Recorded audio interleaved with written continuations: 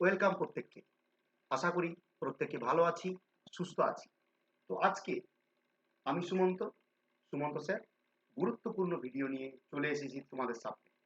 এই বছর সর্বপ্রথম আমাদের West Bengal Council of Higher Secondary Education semester পদ্ধতিতে পড়াশুনো শুরু করছে এবং সেমিস্টার পদ্ধতিতে আমাদের যে সিলেবাস ছিল সেই সিলেবাসে কিছুটা পরিবর্তন হয়েছে, কোনো মেজর পরিবর্তন হয়নি। কিছু কিছু চ্যাপ্টার আগে যেগুলো ছিল সেগুলো বাদ গিয়েছে এবং নতুন সামান্য কিছু টপিক এর মধ্যে অন্তর্ভুক্ত হয়েছে।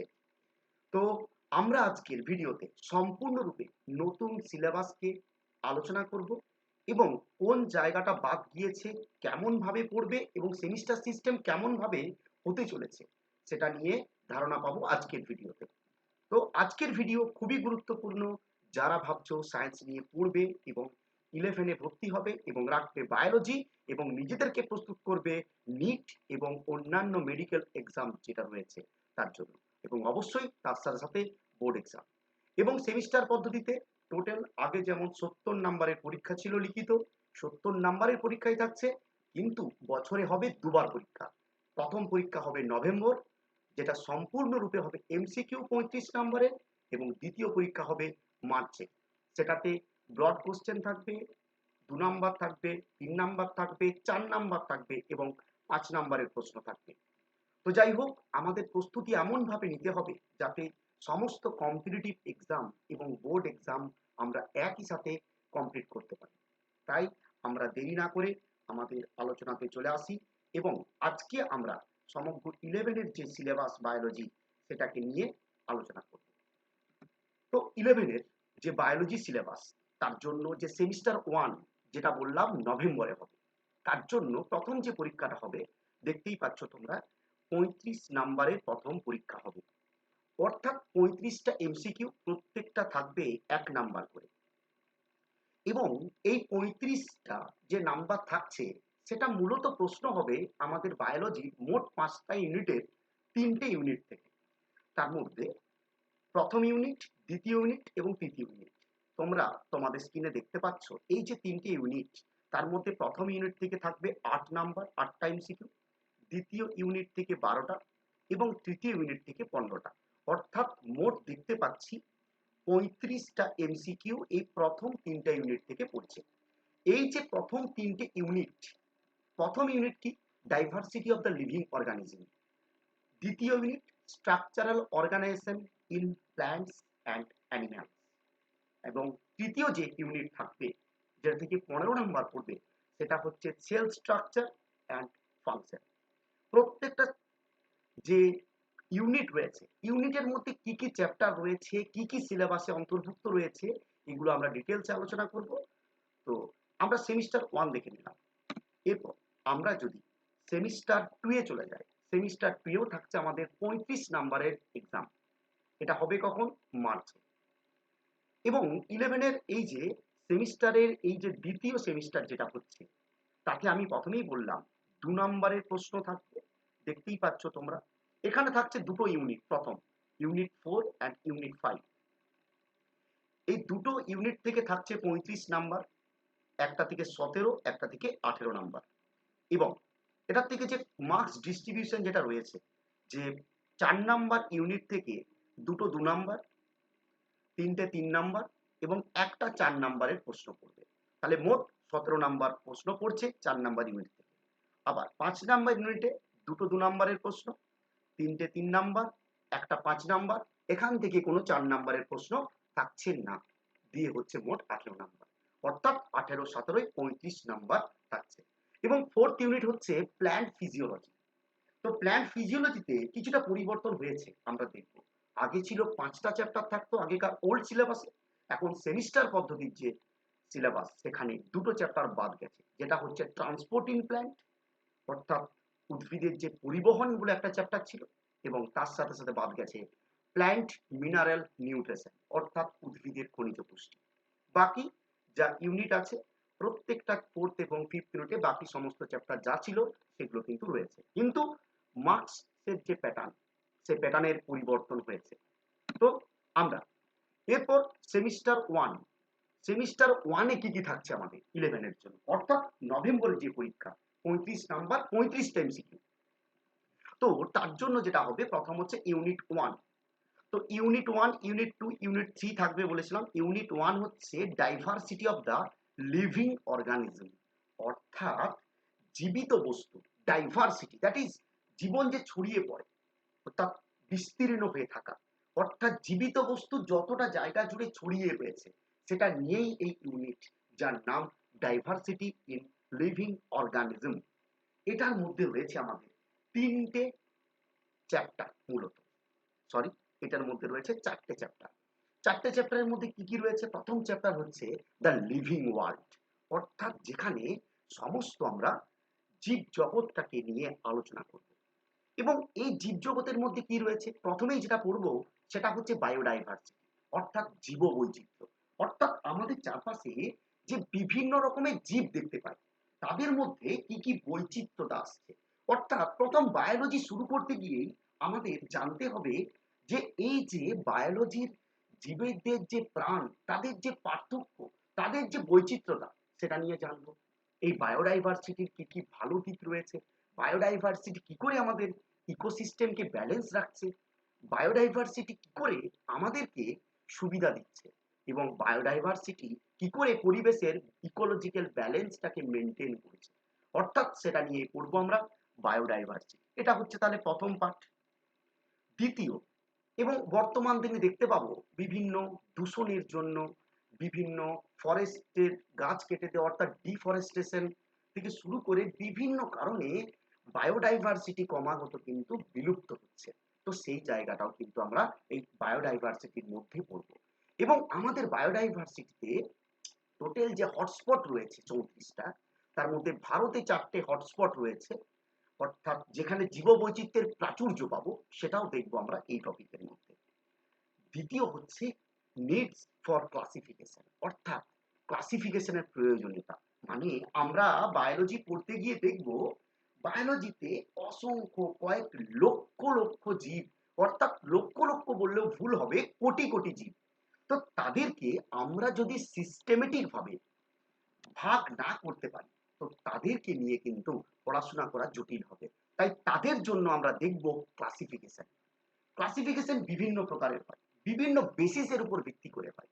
তার মধ্যে দেখব artificial system of classification, natural system of classification এবং modern phylogenetic system of classification. এবং এই ক্লাসিফিকেশনের উপর ভিত্তি করেই আমরা চিড়িয়াখানা, বোটানিক্যাল গার্ডেন, এখানে বিভিন্ন প্রাণী বা উদ্ভিদের নমুনাকে সংরক্ষণ কিন্তু করা হয়। দেখব এটা। নেক্সট হচ্ছে 3 ডোমেনস অফ লাইফ, অর্থাৎ জীবনের 3টে ডোমেন। অর্থাৎ আমাদের যে জীব সৃষ্টি হয়েছিল, পৃথিবীতে প্রথম সৃষ্টি জীব কি? আর্কিও ব্যাকটেরিয়া, আমরা ক্লাস 10-এ দেখেছি। কারণ প্রথম যে বিয়োজক পরিবেশ, অর্থাৎ যখন অক্সিজেন ছিল না, সেই পরিবেশে প্রথম এসেছিল কে? আর্কিও ব্যাকটেরিয়া। তাদের পর তাদের মিউটেশনের ফলে সৃষ্টি হয়েছে সায়ানো ব্যাকটেরিয়া। তো এই আর্কিও ব্যাকটেরিয়া যারা, তারা হচ্ছে প্রাচীন জীব। এবং এই আর্কিও ব্যাকটেরিয়াকে 3 ডোমেনের মধ্যে ডোমেন আর্কিয়ার অন্তর্ভুক্ত করা হয়। এছাড়া তারপরে যাদের জন্ম হয়েছে, সেই যারা প্রকৃত ব্যাকটেরিয়া, তাদেরকে একটা গোষ্ঠীতে রাখা হয়েছে, that is the eubacteria. এবং থার্ড ওয়ান, যেখানে হচ্ছে সমস্ত ইউক্যারিওটিক জীবেরা যেখানে আছে, অর্থাৎ 3 ডোমেনস অফ লাইফ বলতে আমরা পড়ব domain archaea, domain eubacteria and domain eukarya. তো এখানে দেখবো আমরা 3 domains of life. Next, taxonomy and systematics. এই যে বললাম এত জীব চারপাশে, তাদেরকে ক্লাসিফাই করার চেষ্টা করব, তো তাদের ক্লাসিফিকেশন করা, তাদেরকে চিনতে পারা, তাদেরকে সঠিকভাবে প্রপার সায়েন্টিফিক নামকরণ করা, এইটার জন্য যে ব্রাঞ্চ, এবং তাদেরকে সিস্টেমেটিক পজিশন দেওয়া, এটার জন্য যে branch, that is the taxonomy. এখানে আমরা ট্যাক্সোনমি নিয়ে আলোচনা করব। এবং ট্যাক্সোনমিতে দেখতে পাবো বিভিন্ন প্রকার জীবেদের মধ্যে একটা আন্তঃসম্পর্ক বা কো রিলেশন। জীবেদের এই আন্তঃ রিলেশন নিয়ে আমরা তৈরি করব ফাইলোজেনি, অর্থাৎ এবং এই ট্যাক্সোনমির সাথে যখন ইভলিউশন ইনভলভ হয়ে যাবে, তৈরি হবে সিস্টেমেটিক্স। তো আমরা দেখব বা ট্যাক্সোনমি অ্যান্ড সিস্টেমেটিক্স। আরো ডিটেলস এখানে রয়েছে, কেন পড়বো, কিসের জন্য পড়বো, এটা শুধু জাস্ট একটা টপিকের নাম দেওয়া আছে। কনসেপ্ট অফ স্পিসিস, অর্থাৎ প্রজাতির ধারণা। এই যে আমরা বলছি একটা বানর একটা প্রজাতি, একটা মানুষ একটা প্রজাতি, তো হোয়াট ইজ দ্য স্পিসিস? প্রজাতি জিনিসটা কি, বা কেমন করে হলো প্রজাতি? এই জিনিসটার উপর ভিত্তি করে প্রথম প্রজাতির উপর আমরা কনসেপ্ট জানবো। যারা রিপ্রোডাকশন করতে পারে, নিজেদের মধ্যে সন্তান তৈরি করতে পারে, তারাই কি প্রজাতি, না যারা একই রকমের দেখতে তারা প্রজাতি?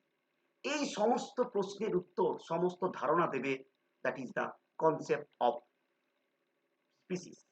And next, taxonomical hierarchy. এই জীবেদেরকে আমরা, যাদের মধ্যে যত মিল, তাদেরকে বিভিন্ন গোষ্ঠীতে ক্লাসিফাই করব, সাজাবো তাদের মিল অমিলের উপর ভিত্তি করে, দিয়ে তাদের যে সিস্টেমেটিক ভাবে সাজাবো, সেটা দিয়ে তৈরি হবে হায়ারার্কি। দেখবো। নেক্সট আছে দেখো টপিক, বাইনোমের নোমেনক্লেচার, অর্থাৎ এই যে বললাম ট্যাক্সোনমি আমাদের শেখাবে শনাক্তকরণ, নামকরণ, শ্রেণীবিন্যাস। এই যে নামকরণ, একটা জীবের কি করে নাম দেব, আমাদেরও যেমন নামকরণ করা হয়, তার পিছনে অনেক ক্ষেত্রে অনেক কারণ থাকে। বাবা মা বিভিন্ন ভাবে, বা বাড়ির লোকজন, আত্মীয় স্বজন বিভিন্ন ভাবে নামকরণ দেয়। তেমনি জীবেদের নামকরণ হওয়ার পিছনেও দেখবো অনেক কারণ, অনেক নিয়ম রয়েছে, সেগুলো আমরা জানতে পারবো এখান থেকে। এবং তারপরে হচ্ছে এই যে বায়োডাইভার্সিটি, তাকে স্টাডি করব কি করে, অর্থাৎ আলফা ডাইভার্সিটি, গামা ডাইভার্সিটি, তাদেরকে স্টাডি করতে হবে কোথায় কি রয়েছে, সেগুলো নিয়ে আমরা দেখবো এখানে। নেক্সট হচ্ছে এই যে বিভিন্ন প্রকার জীব, উদ্ভিদ বলো, প্রাণী বলো, তাদেরকে সংরক্ষণ করছি আমরা বিভিন্ন জায়গাতে, যেমন চিড়িয়াখানা, বোটানিক্যাল গার্ডেন, এমনকি প্ল্যান্ট স্পেসিমেন, অর্থাৎ প্ল্যান্টের নমুনা আমরা কি করছি, একটা সিটের মধ্যে চিটিয়ে সেটাকে সংরক্ষণ করছি, এটাকে বলা হচ্ছে হারবেরিয়াম। তাহলে এই সমস্ত জিনিসগুলো আমরা পড়বো প্রথম চ্যাপ্টারে, মানে প্রথম ইউনিটের প্রথম চ্যাপ্টারে, that is the living world.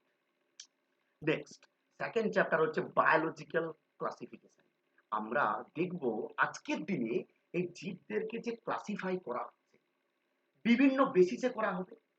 বলেছি প্রথমে, এই যে জীবেদেরকে ক্লাসিফাই আমি করছি, এই জীবেদের ক্লাসিফিকেশনের জন্য আমরা কোন কোন ক্রাইটেরিয়াকে বাছলাম, এবং বিজ্ঞানী হুইট টেকারের ক্লাসিফিকেশন আমাদের সিলেবাসের অন্তর্ভুক্ত, তাই দেওয়া আছে 5 কিংডম ক্লাসিফিকেশন।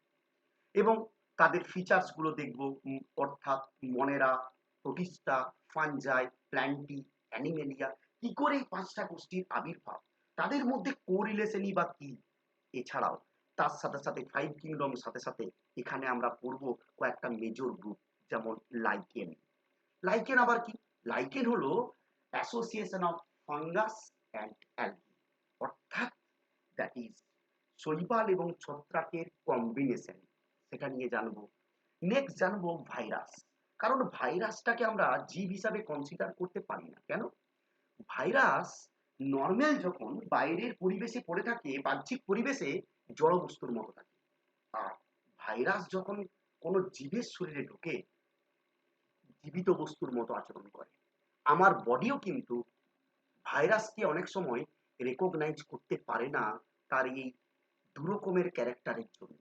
তার জন্য ভাইরাল গঠিত বা ভাইরাস গঠিত বিভিন্ন আমাদের রোগ বা সমস্যা আমাদের শরীরকে কিন্তু অনেকটাই প্রভাবিত করতে পারে।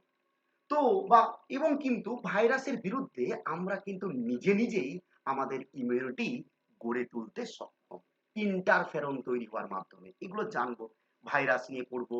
নেক্সট ভাইরয়েড, মানে ভাইরাসের মতো as like virus, but virus নয়, ওটা কি, কেমিক্যাল কম্পোজিশন কি জানবো, তাদের জেনেটিক মেটেরিয়াল কি রয়েছে।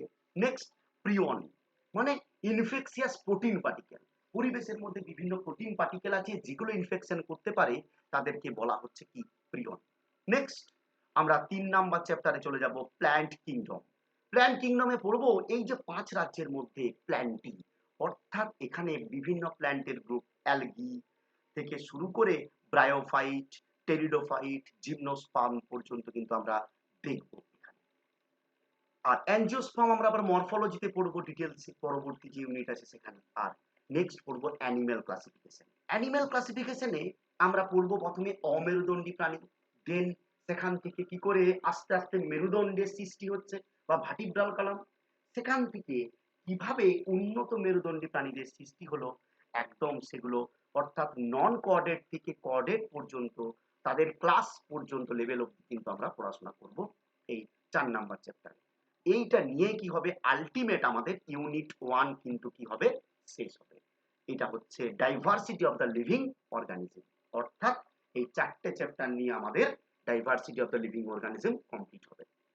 নেক্সট, তারপরে চলে আসবো ইউনিট 2, যেটাও সেমিস্টার 1 এর অন্তর্গত।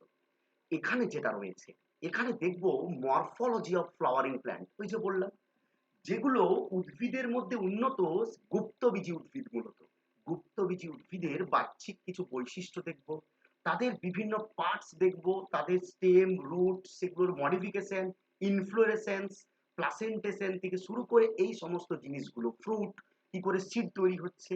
এবং আজকে কিন্তু গুরুত্বপূর্ণ বা এখন কিন্তু গুরুত্বপূর্ণ তোমাদের ফ্যামিলি কিছু পরিবর্তন হয়েছে এখানে, আগে যেগুলো ছিল না। আগে যেমন মালভেসি ছিল না, মালভেসি সোলানেসি ছিল, ব্রাসিকেসি, অর্থাৎ মালভেসি, ব্রাসিকেসি, এই কম্প্রোজেসি বা অ্যাস্টারেসি, লিগুমিনেসি, পোয়েসি, লিলিয়েসি, এই এতগুলো ফ্যামিলি কিন্তু আমাদের পড়তে হবে। এবং সোলানেসি অলরেডি তার মধ্যে আমাদের দুটো ছিল, আগের বারে এইগুলোর মধ্যে দুটো ছিল, বাকিগুলো ছিল না।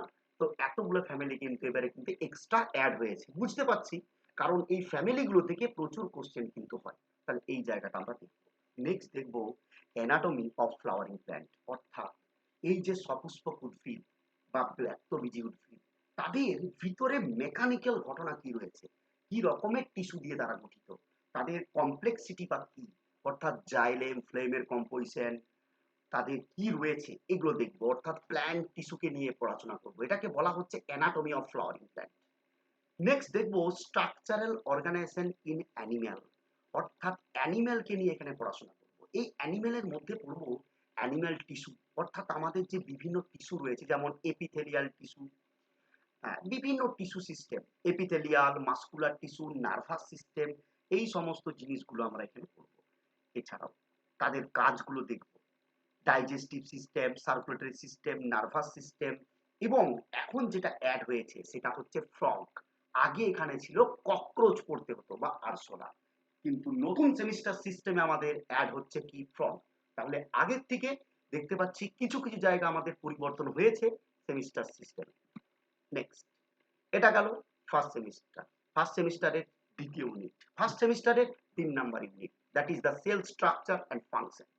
এখানে সেল আমরা জানি বেসিক ইউনিট, এখানে সেল থিওরি, সেলের গঠন, প্রোক্যারিওটিক সেল থেকে কি করে ইউক্যারিওটিক সেল, কি করে সেলের কনসেপ্ট এলো, এবং সেলের মধ্যে থাকা বিভিন্ন কোষীয় অঙ্গাণুগুলো, মাইটোকন্ড্রিয়া, গলগি বস্তু, রাইবোজোম, লাইসোজোম, এই সমস্ত, এছাড়াও বিভিন্ন সাইটোস্কেলিটন, সিলিয়া, ফ্লাজেল্লা, সেন্ট্রিওল, এই সমস্ত গঠন তাদের নিয়ে আমরা আলোচনা করব এখানে, দ্যাটস দ্য ইউনিট অফ লাইফে। নেক্সট, বায়োমলিকিউল, একটা গুরুত্বপূর্ণ অধ্যায়, দ্যাট ইজ বায়োকেমিস্ট্রির অন্তর্গত বিষয়টা।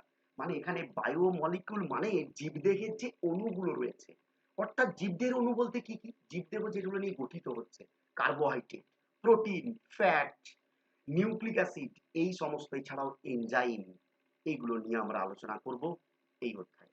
Next, cell cycle and cell division, যাদের উপর আমাদের বডির মেন কাজ, কার্যকারিতা মেনটেন হচ্ছে সেই সেল সাইকেল। কারণ আমরা জানি সেল সাইকেল বিঘ্নিত হলে আমাদের এক্সেসিভ সেল ডিভিশন হতে থাকে আনকন্ট্রোল ওয়েতে, এবং সেটাই আলটিমেট লিড করে বিনাইন টিউমার। তার থেকে আমাদের ম্যালিগনেন্সি যদি পেয়ে যায়, অর্থাৎ যদি সেটা গোটায় ছড়িয়ে পড়ে, তখন কিন্তু ক্যান্সারের সৃষ্টি হতে পারে। তাহলে এই জিনিসগুলো আমরা দেখব, সেল সাইকেল এবং সেল ডিভিশন, সেল ডিভিশনের মধ্যে মাইটোসিস, মিওসিস, তাদের সিগনিফিকেন্স, এগুলো আমরা পড়ব। এই সবে মিলে গেল আমাদের সেমিস্টার 1, 3টে ইউনিট, 35 নাম্বার পড়বে। ভালো করে যদি আমরা পড়তে থাকি, ইজিলি 35 থেকে 35 আমরা ক্যারি করতে পারবো, অনেকটা ইজি। নেক্সট আমরা চলে যাচ্ছি মার্চ, অর্থাৎ সেকেন্ড সেমিস্টার, সেকেন্ড সেমিস্টার 11 এর ইউনিট 4 অ্যান্ড ইউনিট 5। ইউনিট 4 এর মধ্যে আমি অলরেডি তোমাকে বলেছি আগে ছিল 5টা চ্যাপ্টার, এই নতুন সেমিস্টার সিস্টেমে হয়ে গেল তোমার 3টে চ্যাপ্টার। এখানে তিনটে সব থেকে ভাইটাল টপিক দেওয়া আছে, that is the photosynthesis in higher plant. Higher প্ল্যান্টে কি করে ফটোসিনথেসিস হয়, এখানে আমরা দেখব ক্লোরোফিলের স্ট্রাকচার, ক্যারোটিন, জ্যান্থোফিল, অর্থাৎ যে সমস্ত পিগমেন্টগুলো ফটোসিনথেসিস করে। এছাড়া দেখব উদ্ভিদের ফটোসিনথেসিস বিভিন্ন মেকানিজম, যেমন ক্যাম, সি3, সি4 এবং গুরুত্বপূর্ণ এবং বিভিন্ন ফ্যাক্টর যেগুলোর জন্য আমাদের সোসাইটি টিকে থাকছে। কারণ ফটোসিনথেসিসের জন্যই উদ্ভিদ খাবার তৈরি করতে পারছে, অ্যানিমেল তার কাছ থেকে খাবার পায়, অ্যানিমেলরা তার কাছে খাবারের উপর ডিপেন্ডেন্ট, কারণ অ্যানিমেল খাবার তৈরি করতে পারছে না। তাহলে এখানের মূল মেকানিজম এবং এখানের বিভিন্ন ওয়ার্ড ডায়াগ্রামের মধ্য দিয়ে আমরা দেখার চেষ্টা করব, বিভিন্ন সাইকেলগুলোকে লক্ষ্য করব। তাহলে এইটা গেল আমাদের photosynthesis. Next, respiration. Human body বা অ্যানিমেলদের মতোই গুরুত্বপূর্ণ একটা part, that is the respiration in plant. Respiration যেটা, সেখানে আমরা পড়ব গ্লাইকোলাইসিস, ক্রেবস সাইকেল, এটিপির অ্যানালিসিস, এটিপির হিসাব, এই সমস্ত জিনিসগুলো। অর্থাৎ আমাদের খাবার যেটা, সেটা ডাইজেস্ট যেমন হচ্ছে, যে শক্তি তৈরি হচ্ছে, সেই শক্তির যাবতীয় উদ্ভিদের ক্ষেত্রে পড়ব আমরা প্ল্যান্ট রেসপিরেশন। এবং থার্ড ওয়ান যেটা পড়ব, উদ্ভিদের গ্রোথ অ্যান্ড ডেভেলপমেন্ট, অর্থাৎ উদ্ভিদের বৃদ্ধি এবং বিকাশ। আমাদের যেমন বৃদ্ধি করার জন্য বিভিন্ন প্রকার হরমোন রয়েছে, তেমনি উদ্ভিদের বৃদ্ধির জন্য অক্সিন, সাইটোকাইনিন, জিব্বারেলিন বৃদ্ধির জন্য। আবার কিছু কিছু রয়েছে বৃদ্ধি রোধক, যেমন ইথিলিন, অ্যাবসিসিক অ্যাসিড, এগুলো কিন্তু আমরা পড়ব। এছাড়া আমরা দেখব বর্তমান দিনের গুরুত্বপূর্ণ জিনিস, নার্সারিতে দেখছি সারা বছরই অনেক সময় ফুল ফুটছে। কি করে ফুটছে? ফ্লাওয়ারিং সেশনটাকে অল্টার করে। তো এই সমস্ত জিনিসগুলো আমাকে শেখাবে, ফটো পিরিয়ডিজম, ভার্নালাইজেশন, এই সমস্ত জিনিসগুলো আমরা পেয়ে যাব কোথায়? এই প্ল্যান্ট গ্রোথ অ্যান্ড ডেভেলপমেন্টের মধ্যে। তো যাই হোক, এখানে দেখবো আমরা লাস্ট ইউনিট আমাদের সেমিস্টার 2 এর ইউনিট 5, হিউম্যান ফিজিওলজি। খুব গুরুত্বপূর্ণ। হিউম্যান ফিজিওলজির মধ্যে আমাদের 7টা চ্যাপ্টার রয়েছে। তার মধ্যে প্রথম দেখব ডাইজেশন অ্যাবজর্পশন, অর্থাৎ আমাদের পরিপাক ও বিশেষণ, অর্থাৎ আমাদের পরিপাক তন্ত্র কি, পরিপাক তন্ত্রে কি কি রয়েছে, এগুলো প্রিলিমিনারি আমরা 9 এ পড়েছিলাম। তো তাদের স্ট্রাকচার কি, তাদের মধ্যে কি রয়েছে, কি করে ডাইজেশন হচ্ছে, কি করে অ্যাবজর্পশন হচ্ছে। আর ডাইজেশন অ্যাবজর্পশন ঠিকঠাক না হলে আমাদের বিভিন্ন প্রবলেম, যেমন কনস্টিপেশন, ভমিটিং, জন্ডিস, ডায়রিয়া, বিভিন্ন প্রবলেমেটিক ডাইজেস্টিভ সিস্টেম রিলেটেড, সেগুলো আমরা এই চ্যাপ্টারের মধ্যে পড়ব। এটাও একটা গুরুত্বপূর্ণ আমাদের chapter. Next, breathing and exchange of gas, অর্থাৎ আমরা যে শ্বাসবায়ু নিচ্ছি তার আদান প্রদান করছি, অর্থাৎ আমাদের যে অল টাইম অক্সিজেন আপটেক বা গ্রহণ এবং কার্বন ডাইঅক্সাইড বর্জন হচ্ছে, সেই মেকানিজম, তাতে সাহায্যকারী বিভিন্ন মাসেল, ইন্টারকস্টাল মাসেল, ডায়াফ্রাম, এগুলো কি করে হচ্ছে, বা আমাদের শ্বসনতন্ত্র কিভাবে কাজ করছে, এবং শ্বসনতন্ত্রের মধ্যে আমাদের কি কি ঘটনা ঘটছে, সেগুলো আমরা দেখবো এখানে। তাছাড়াও শ্বসনতন্ত্রের বিভিন্ন প্রবলেম, যেমন এমফাইসিমা, রেসপিরেটরি ডিসঅর্ডার, এগুলো আমরা এই চ্যাপ্টারে পড়ব। নেক্সট আছে বডি ফ্লুইড অ্যান্ড সার্কুলেশন, অর্থাৎ দেহ তরল সংবহন, অর্থাৎ আমাদের দেহ যেটা আমাদের অনবরত বাহিত হয়, রক্ত, লসিকা, এগুলো কি করে বাহিত হচ্ছে, এগুলোকে বহন করছে কে, হার্টের কাজ কি, হার্ট কি করে মেনটেন হচ্ছে, হার্টের মধ্যে কি কি ঘটনা ঘটছে, এবং এই রিলেটেড বিভিন্ন প্রবলেম, যেমন করোনারি হার্ট ডিজিজ, তারপরে হচ্ছে অ্যানজিনা পেক্টোরিস, হার্ট ফেলিওর, এই সমস্তগুলো এখানে আমরা পড়ব। তাহলে এইগুলো দেখলাম। তাহলে আমরা দেখতে পেলাম টোটাল আমাদের এখানে যেটা রয়েছে, টোটাল বডি ফ্লুইড সার্কুলেশন অবধি দেখলাম যে আমাদের 4টে চ্যাপ্টার আমরা দেখতে পাচ্ছি। হিউম্যান ফিজিওলজি, তার পরবর্তী চ্যাপ্টার যেটা রয়েছে 5 নাম্বার চ্যাপ্টার, সেটা হচ্ছে এক্সক্রিটরি প্রোডাক্ট দেয়ার এলিভেশন, অর্থাৎ রেচন এবং রেচনজাত বস্তুগুলো কি করে আমরা দেহ থেকে বের করি, অর্থাৎ আমাদের জীবদেহে ডাইজেশন হওয়ার পর যে খাবারটা এবং তার ফলে যে বাই প্রোডাক্ট তৈরি হচ্ছে আমাদের শরীরে, সেগুলো কি করে আমাদের শরীর থেকে বেরোচ্ছে, তার জন্য দেখবো counter current mechanism, urine production, এবং তার সাথে এগুলো এক্সক্রিটরি অর্গান কি করে আমাদের সাহায্য করে, তার বিভিন্ন প্রবলেম, যেমন renal failure, renal calculi, nephritis, dialysis, artificial kidney, এই সমস্ত জিনিসগুলো আমরা কিন্তু জানবো এই চ্যাপ্টার থেকে। নেক্সট যেটা রয়েছে সেটা হচ্ছে লোকোমোশন এন্ড মুভমেন্ট, অর্থাৎ চলন গমন, অর্থাৎ এই চ্যাপ্টারে দেখবো কোন কোন প্রাণী কিভাবে গমন করে, তো এবং আমাদের শরীরে যে মাসেল রয়েছে, যেটাকে বলছি স্কেলিটাল মাসেল, সেটা কিভাবে কাজ করছে আমাদের লোকোমোশন মুভমেন্টের জন্য।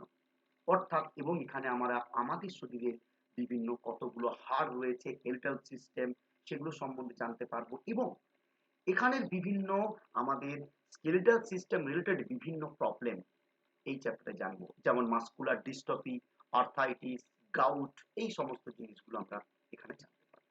নেক্সট, পরবর্তী যেটা 6 নাম্বার চ্যাপ্টার হিউম্যান ফিজিওলজি, অর্থাৎ এই ইউনিটেরই নিউরাল কন্ট্রোল এন্ড কোঅর্ডিনেশন, অর্থাৎ স্নায়ুতন্ত্র আমরা জানি আমাদের মেন বডিটাকে ব্যালেন্স রাখে, কি করে নিয়ন্ত্রণ করে, কি করে আমাদের স্নায়ুতন্ত্র হরমোনের সাথে কাজ করে, কি করে বিভিন্ন অঙ্গতন্ত্রগুলোকে অপারেট করছে, কি করে হৃৎপিণ্ডের সাথে যোগাযোগ রাখছে, কি করে আমাদের প্রতিবর্ত ক্রিয়া নিয়ন্ত্রিত হচ্ছে, কি করে আমরা দেখতে পাচ্ছি, কাজ করতে পারছি, এই সমস্ত কিছু জানতে পারবো আমরা এই নিউরাল কন্ট্রোল এবং কোঅর্ডিনেশন যে অধ্যায়, সেই অধ্যায়। আর সর্বশেষ 11-এর মার্চ সেমিস্টার, অর্থাৎ শেষ সেমিস্টারের শেষ chapter chemical coordination and integration, অর্থাৎ আমাদের রাসায়নিক সমন্বয়, অর্থাৎ হরমোন আমাদের কি করে বডিকে নিয়ন্ত্রণ রাখে, তার জন্য বিভিন্ন গ্ল্যান্ড গুলো পড়বো, হাইপোথ্যালামাস থেকে শুরু করে পিটুইটারি থেকে শুরু করে এই সমস্ত গ্ল্যান্ড থেকে সমস্ত জিনিসগুলোই আমরা দেখবো। কোথা থেকে আমরা দেখব? এই ঘটনা থেকে। তো যাই হোক, আমাদের এখানে হরমোন রিলেটেড বিভিন্ন প্রবলেম, যেমন ডোয়ারফিজম, বিভিন্ন ডিসঅর্ডার, অ্যাডিশন বর্ণিত রোগ, তারপরে প্রত্যেকটা হরমোন যেমন থাইরয়েড গ্রন্থি থেকে গঠিত thyroxine, adrenaline hormone, pituitary hormone, hypothalamus, অর্থাৎ আমাদের জীবদেহের যাবতীয় নিয়ন্ত্রণ সেগুলো করে হরমোন, কেমিক্যাল বার্তার মাধ্যমে। তো সেগুলো কি করে নিয়ন্ত্রিত হয় আমরা জানবো এই চ্যাপ্টারে।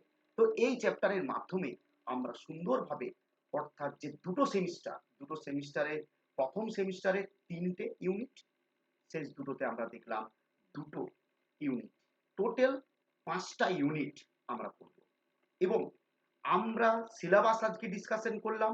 পরবর্তী ক্লাসে আমি তোমাদেরকে এক একটা টপিক, অর্থাৎ সেমিস্টার ওয়াইজ যে নতুন সিস্টেমের কোশ্চেন প্যাটার্ন থেকে শুরু করে টপিক ওয়াইজ ডিসকাশন করব। তো আশা রাখবো তোমাদের নতুন সেমিস্টারের জন্য তোমরা তৈরি, তোমরা নিজেরা কনফিডেন্ট তোমাদের লক্ষ্যে প্রতিষ্ঠিত হওয়ার জন্য। তাই তোমাদের জন্য আমরা আসছি আবারও পরবর্তী ভিডিও নিয়ে। দেখা হবে পরের ভিডিওতে। ভালো থেকো, সুস্থ থেকো এবং অবশ্যই যে টপিকগুলো দেব টপিকগুলো আমার পড়ানোর সাথে সাথেই রেডি করে নিও।